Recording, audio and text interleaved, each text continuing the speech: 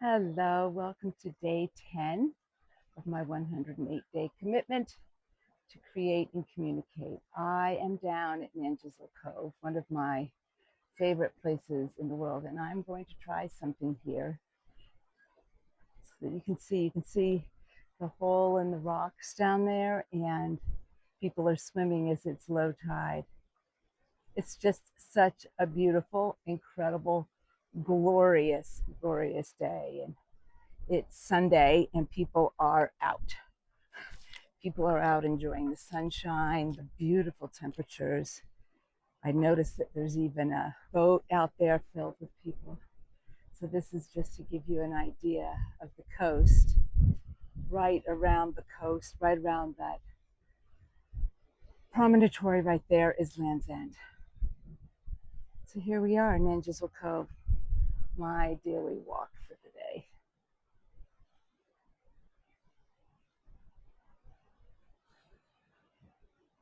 I'm about to climb this hill behind me, and I know a sweet little spot where I'm going to stop and sit and talk to you. So I'm going to put this on pause, and I will see you in a few minutes. Here I'm giving you a view as I'm a little ways up the hill. Sorry I'm having to do it this way. As you can tell, I'm breathing hard and also not yet skilled in editing video, so I'm doing this in quite a rudimentary way. So I'm going to continue on up. One of the things I just want to speak about is that I hurt my foot 2 weeks ago when I was running through the airport. May have mentioned it. I'm not able to walk like I normally do. I tend to be very choleric, like hard on my heels. I walk hard, and you can hear me as I walk in a house with wood floors. I learned about what that was through my son, because he would just be what sounded like stomping around the house, and all he was doing was being him, walking or running. And I learned that from the Waldorf Steiner system, a choleric has a lot of fire energy, but tends to walk very hard on their feet. And I definitely do that. And I've paid a price for it when I was running through the Malika airport, and I bruised my foot very badly. And I've had to really rest a lot and not walk. And when I do walk, it's like I have to walk differently. I have to learn how to walk softly and carry my big sticks and make sure that they're absorbing some of the pressure of my walking. And when I go unconscious as I walk, then I start walking hard again.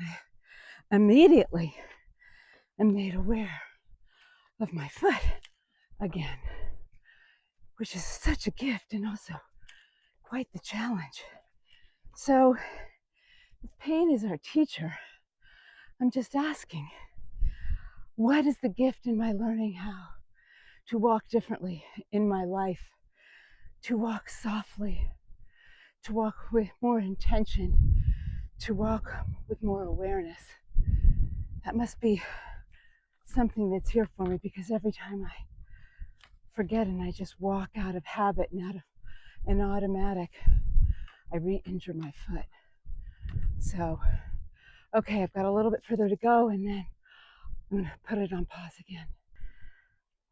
Okay, here I am where I wanted to pause, high up on the cliff, and this is just a beautiful, sweet little spot, very protected with some rocks. And so I'm going to come down here, and I am going to sit down and share with you what is being asked to be created today.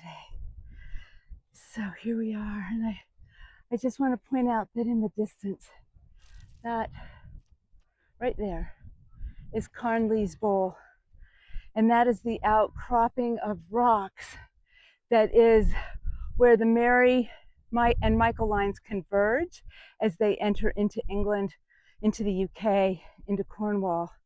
And that is where I began my pilgrimage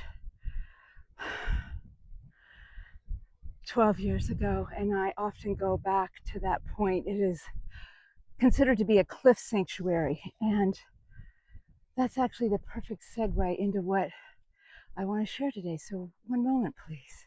Bear with.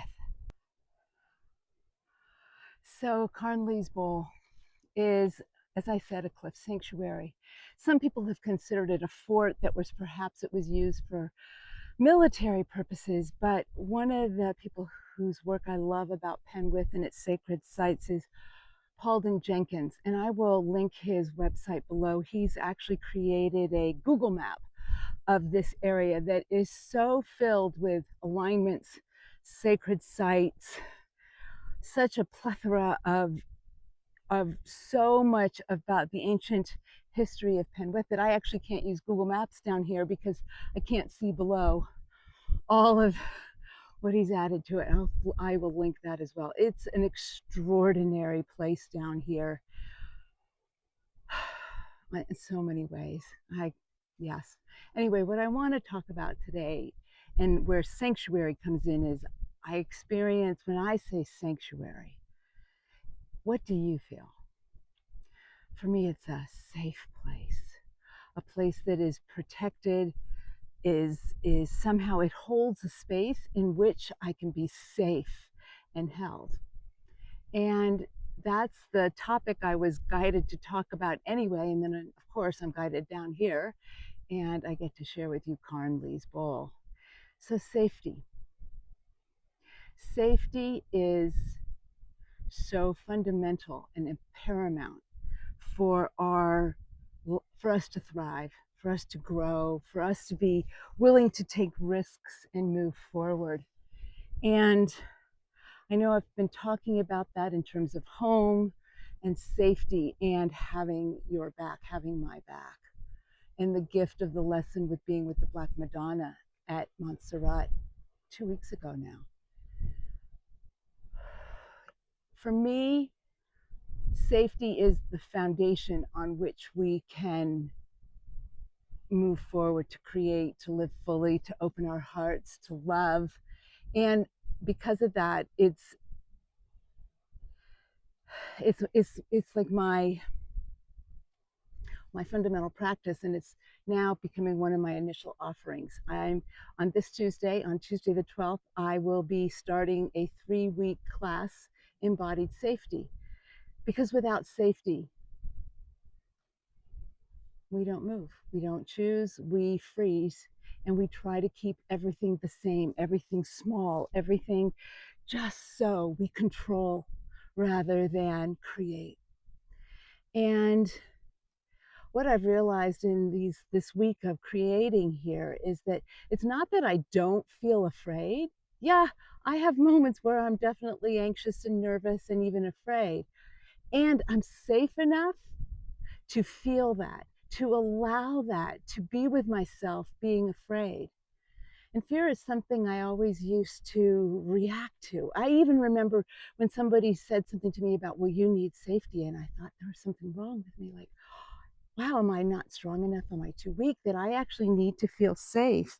Sorry, I'm getting bitten by an ant there.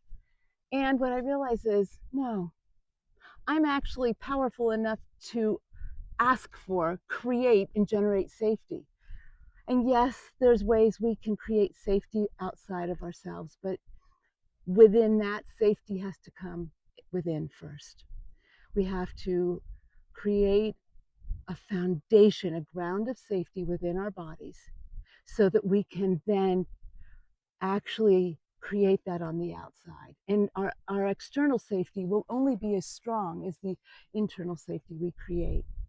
So if this is at all like piquing something for you or you know, having you be curious, please, I'm going to link below to the course that's coming up. It's going to be 3 weeks, an hour and a half each week, with practice to engage with in the middle so that you're really activating and embracing your safety circuits within your feminine body.